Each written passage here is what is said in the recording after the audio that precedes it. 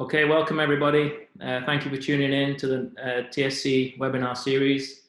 My name is Dan Sidebottom. I am the Director of Recreation and Grassroots Soccer. We also have with us Josh Severance, who's the Boys Middle Age Group Director. Josh, do you want to say hello? Hello again, everybody. Welcome back to our Wednesday webinar series. Coach Dan here has put together a great intro to match analysis webinar for everybody with an accompanying worksheet. We're going to go through that with you all and hope you find it beneficial and learn some things. So we'll get right into it. Tonight's game is the US versus Chile, and we'll start with a highlight for you here. Miazga playing alongside him, first time those two have played together, as Taylor was telling you earlier. Hazardis with a good ball. Pulisic, he's onside here. He can finish, and he does finish. It's Pulisic for the USA. What a start. That's the first time he's scored for the new coach Verhalter. And how's that for a first touch from Giazzi Zardes? For 25, 30 minutes yesterday in training, it was all about, can you play the ball into the feet of Giazzi Zardes? One touch turn, no pressure on him whatsoever. And that's the Christian Pulisic that the United States national team fans fallen in love with at Dortmund. But all of that is Giazzi Zardes with a great first touch and a layoff. Look at this from Zardes. But it's also about Christian Pulisic taking a chance here. And when you have that freedom underneath, Greg Berhalter said it, that Pulisic of all of his players has freedom to come wide, has freedom to play as a second forward.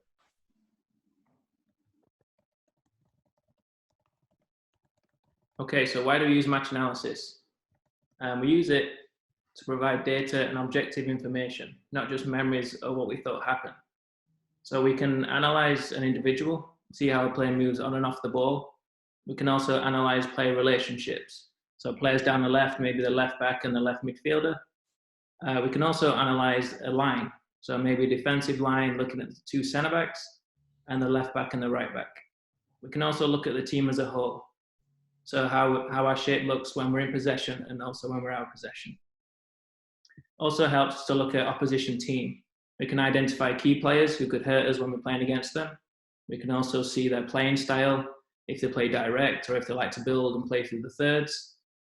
We can also see weaknesses we look to expose. So we see that their right back is poor on the ball, so we invite pressure to that right back and then we go hunt and try and win it in that spot. And just a fun fact for you at the bottom there, the research shows that coaches on average can recollect around 40% of key performance factors. So that's a good reason why we use the match analysis. We have it all on tape, and that 60% doesn't get lost.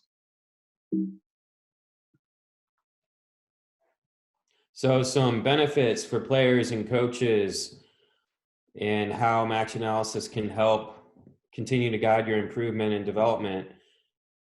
Well, it should increase your technical and tactical knowledge by knowing what decisions you made during the game worked well and what didn't, to help improve your decision making.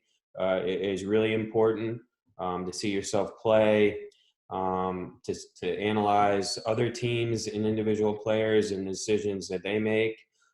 Should help your confidence as well. To gain knowledge about the game is always helpful to make you feel good about your own play and what you can take and use. And that's the really main point here for benefits of players, to continue to guide your areas of improvement and development through match analysis. For coaches, it helps with understanding of players and teams, their strengths and weaknesses. It also gives an in-depth review of performance for individuals and teams. As Dan mentioned, we only retain 40% of what we see from games and practices, etc. So having video of games really helps get more specific and in-depth to review those performance and player actions. And it also enhances coaches' ability to develop and improve their own coaching practice and guide their lesson plans or periodization plans for a season for their specific team. So the match analysis presentations will all be online for you guys. at the virtual training center. We have a men's game for all the boys, the USA versus Chile, and it's broken down into academy, middle age group, and then we have an older and ECNL age group. That same on the girls' side, watching a girls' game, USA versus Japan, I believe, and they'll all be on the website ready for you to use. So for the men's here, for Chile, we just want you to analyze the first half of the game. YouTube clips there. All you have to do is watch the game. Look on the left-hand side of the presentation, you can find the tasks. Print off the worksheet provided. That'll be good for you to use notes and keep up with what's going on in the game. And then you want to complete the task in the presentation. So you will create your own presentation like this at the end of the match analysis. After you've done all that, you can send it to your coach, to your age group director, or you can feel free to send it to me as well. So our worksheets, you can see here, we have the middle age group. So you put your name down, the team, the game watched, and then we want you to pick a player, just write down the name and number, position, and there we can take our stats. On the bottom end of the sheet, we have attacking notes, defensive notes, and then looking at players' strengths and weaknesses. We also have the field on the side there, so you can look at the player movement, and we've got some examples coming up for you with that. So on the left-hand side here, you can see the academy template, nice and simple. We're just looking at one player, keeping stats, how many passes, dribbles, and shots they have, and then we're going to make some notes on attacking and defending as an individual, moving on to strengths and weaknesses of that player. On the right-hand side, we have the older and ECNL age groups. As we're a little bit older and we understand the game more, we're looking at team shape. So 2 attacking topics and 2 defensive topics. Again, we want to see what happens more than once. So a trend is something that happens 4, 5, 6 times, and that becomes their style of play. If things happen once or twice, we don't need to record those. But if it's a recurring theme, we really want to see those in the diagrams right there.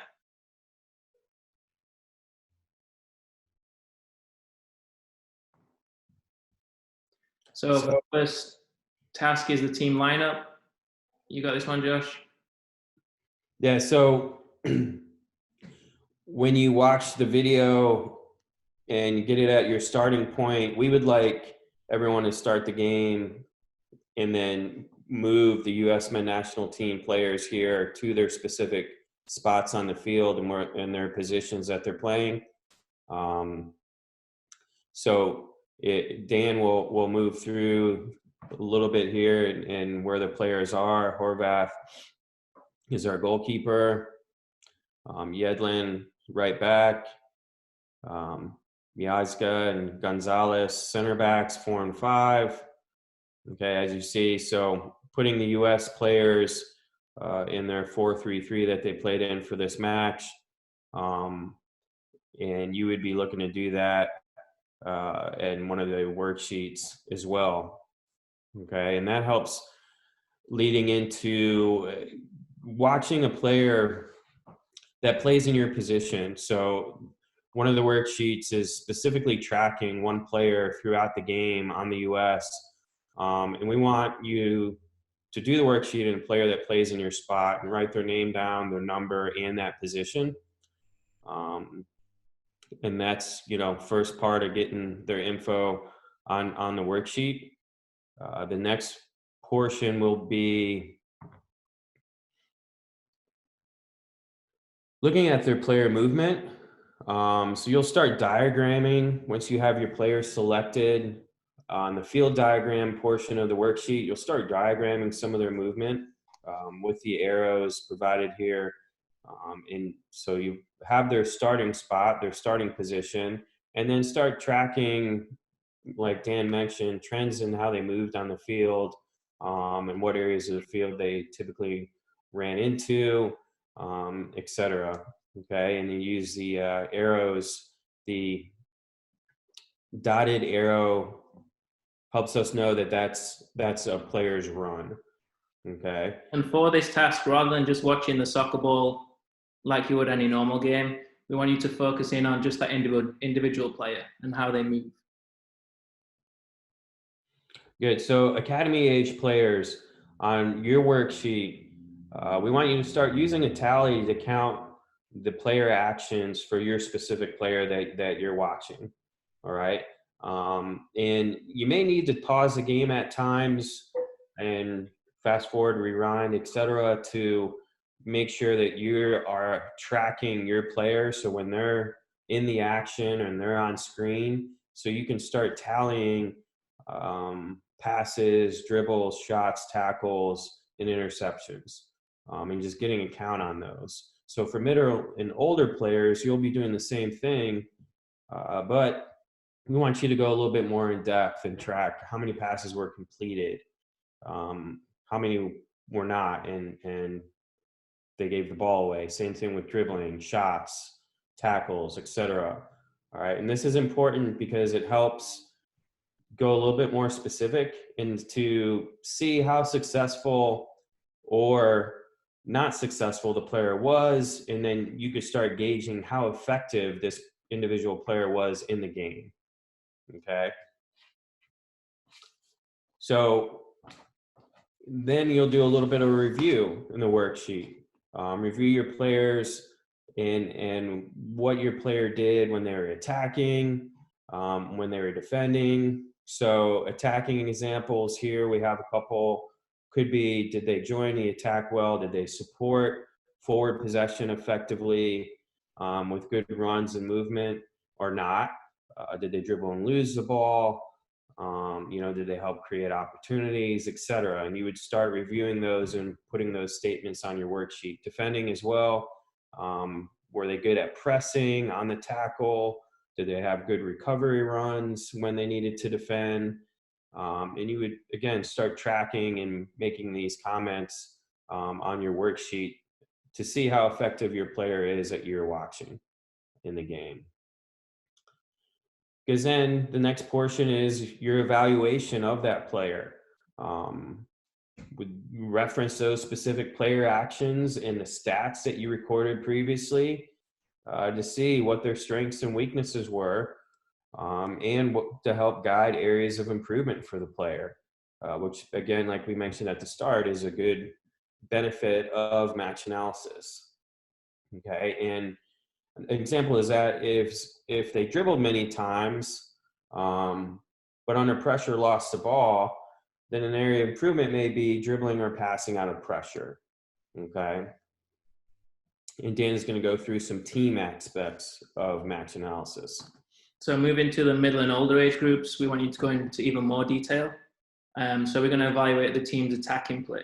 So rather than just looking at that one individual, how they affect it, now can we look at how the team attacks? Do they overload on one side, the 3 and the 11 working together to make 2v1s? Do they not have enough numbers in the attack? So any broad themes just on the whole team attacking play. Again, same on the defensive play. As a team, how do we defend? Do we have great compactness through the middle and force players to play outside? Or do we have big gaps where they can play through? So just watch the film, like Coach Josh said, stop it and rewind it and see what you want to find from the film. But again, it's just your opinions on how the game was, and try and back it up with comments and diagrams as we move on. So for the older and the ECNL age groups, we're looking you to analyze a little bit further. So we've got 2 attacking topics. We also have 2 defensive topics. So every screen will look like this for you. We want to analyze here the build up from the goalkeeper. So we move players on their starting positions from when the goalkeeper has the ball from a goalkeeper in their hands. And then we want to move the arrows on the players' runs. So we'll say, here's Brad Guzan, number 1, very direct, long balls out to the striker. So then we'll just move the arrow here. Jesse Zarda's underneath. He'll look to join.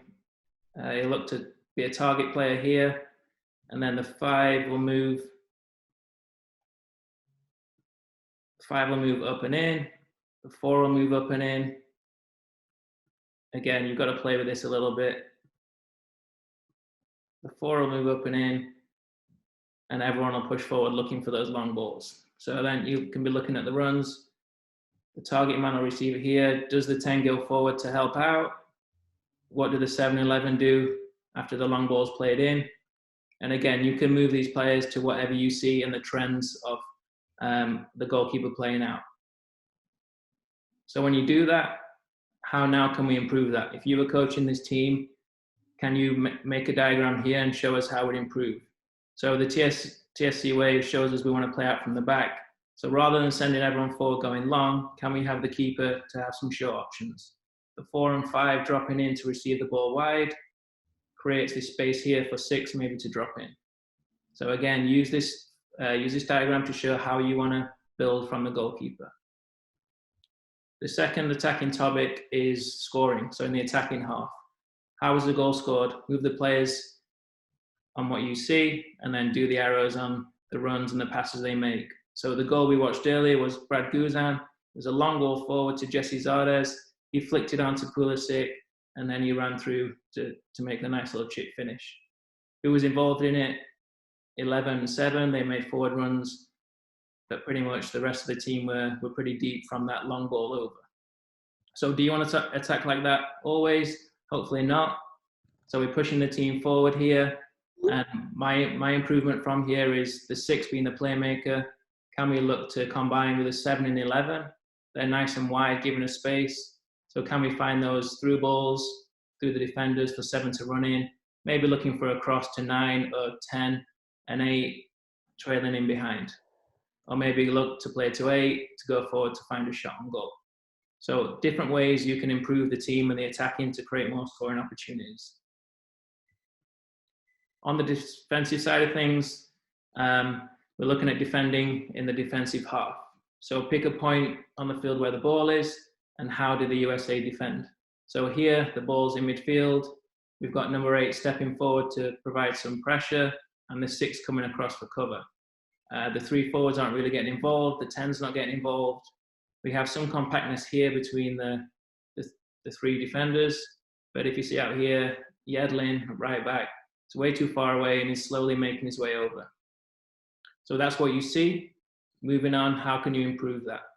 So again, we'll have the ball in midfield. Can we have 8 dropping, coming to the ball for pressure? The 10, you might want to drop in here to be a cover player. I can grab him. You might drop in behind as a cover player. The 6 might want to come into this space in the middle here just to screen any passes. Do we want the 11 to come back? I would really like the 11 to drop back in to help out. The 7 might come in just for a little bit of space and cover this area here. Can we have the 4 and 5 come together to make it compact to the back? 3 is going to join them, and then we're going to improve Yedlin's position, and it's going to be nice and compact with the back line. So moving on, we're looking at defending in the attacking half. So when the Chile goalkeeper has the ball, how do the USA set up? In this example, we have Jesse Zardes, the number 9, staying really high. We have the 7 and 11, the wingers, inching forward and getting ready to pounce on these short balls out. And then the 10 is going to go forward as well to help out. This might create some space in here, and then some longer passes out will break the first line of pressure, and it'll be easy to get out for Chile. So this is what you saw in the game. How can you improve that? So my fix is, instead of going high pressure, we're going to drop into a nice compact shape. So 9 is going to drop back in closer to 10.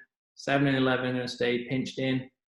And 6 and 8 are going to be nice and flat together, with the back line all moving inside to be compact.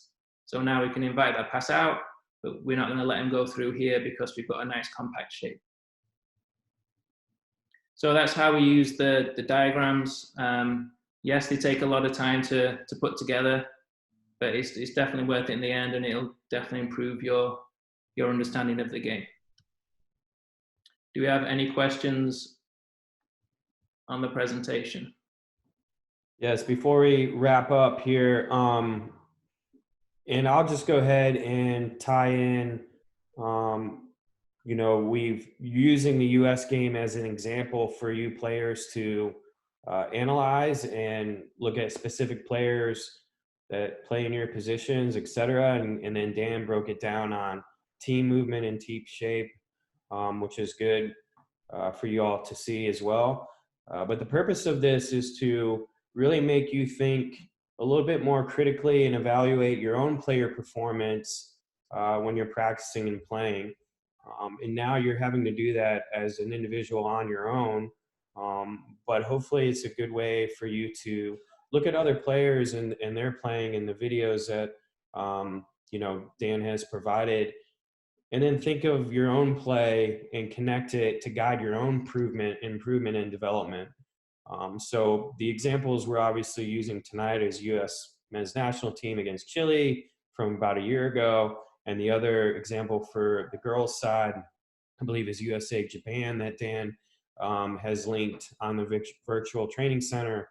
But the worksheet is great and should be something fun and something you should learn from, but how can you apply it to your own game and player characteristics is where us directors and coaches would like to see you take it that step further.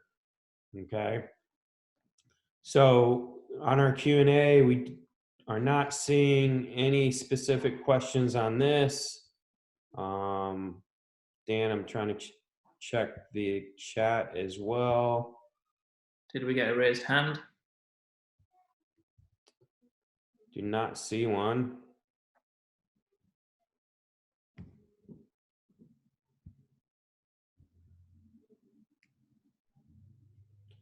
Yeah, one question came through. Once we do the worksheet, where does it get sent? Go ahead and send it to your team coach and tell them that you participated in this webinar with us, and you watched the game and provided that worksheet. I know a lot of goal setting worksheet and SMART goals worksheets were completed last week and sent to coaches. And yeah, that'd be really great. And just to follow up on that, the worksheet is to take notes on as you watch the film. And then we're asking people to put their worksheet notes into this presentation. So there's a nice, easy presentation for everyone to use.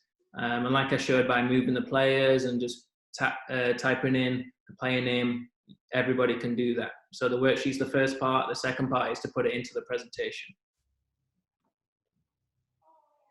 Good, and two more questions came in, Dan. So watching games, how is that helpful for players? If you want to take that one, I could take an example of how this will help players specifically. So Sure. Very similar, but we should be able to cover both questions here. So anytime you watch a game is going to be helpful for you and your game understanding. But as a fan, when I watch a game, I just tend to watch the ball and just focus in on that one little area where the ball is and what's happening. For the purpose of this match analysis, we want you to think a little bit broader. So rather than just focusing on the ball, the younger age group, focus on one player. So wherever the ball is, we know where that is, but just look at that one player, see how they move, especially if they play in your position. What do they do when they have the ball? What are the passes they make? What are the dribbles they look to do? Where do they shoot from? And when they don't have the ball, it's good to see the areas of the field they're in. Obviously, when you're playing the game, you want to try and imitate these professional players. So it's great to take a step back and rather than just following the ball, try and look at the player. And as you get older, again, look at the line. I play centre back, so now look at the defensive line, how they move together when they don't have the ball. And when they're defending, look how players press and cover. So it's just taking a bird's eye view of the game. Rather than just watching the ball, try and take a step back and try and really look at the game and see it from a higher distance and how players interact with each other. Good, yeah, and Dan's referencing the big picture here when you watch these professional games, should you watch them, and he gave some good examples of how it can help guide your own improvement, and that's the purpose of it. So again, to help you as a player to see someone else playing in your position at a high level, if you're watching those games or even any game, can you learn something from what they're doing or not doing? And the worksheet guiding some of the specific actions and breaking it down, were they successful or not? to hopefully guide your thinking of your own self-analyzation of your own play after practices and in games. And it really only takes a few minutes after each practice to think a little bit on your play. And I ask my players to do that. And I know I've got quite a few on tonight.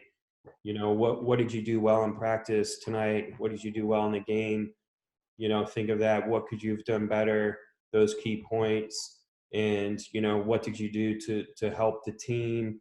What did you do in certain activities? So just thinking a little bit on your own play, assessing it, and then guiding some improvement is always the purpose of analysis and some of the benefits, like we said at the start. Another question, how do we get the worksheets? All of this information will be posted on the Virtual Training Center on our website.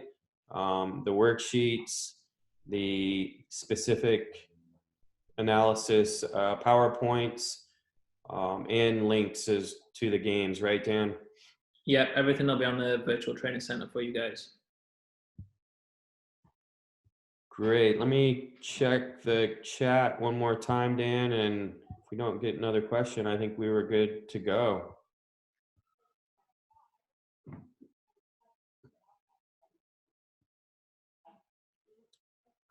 All right, how do we get to the VTC, the Virtual Training Center? It's on the top tab, one of the top tabs of our website, and you can also reference the email that went through club-wide a few days ago announcing the Virtual Training Center. And you can also ask your coaches, your age group directors, who are all sending your parents emails, some weekly nowadays, and we can easily get you the link so you can have all that information. Our YouTube channel, Tennessee Soccer Club TV on YouTube, is another place to find these webinars and all the other various videos of technique and fitness activities and goalkeeping that we've been posting. And I will close with our goalkeeping director, Lou, is doing a webinar for goalkeepers tomorrow evening, which looks like he's probably going to do weekly as well. Our schedule for webinars should be up on the VTC also. So yeah, thanks everyone for joining. Dan, anything else you want to add? Yeah, thanks so much for tuning in. Hopefully this is helpful for you, and it just adds another layer to your development as a player. Mine and Josh's emails are right there if you want to reach out with any questions on the presentation. But yeah, that's it. Stay safe, stay home. All right, goodbye everyone.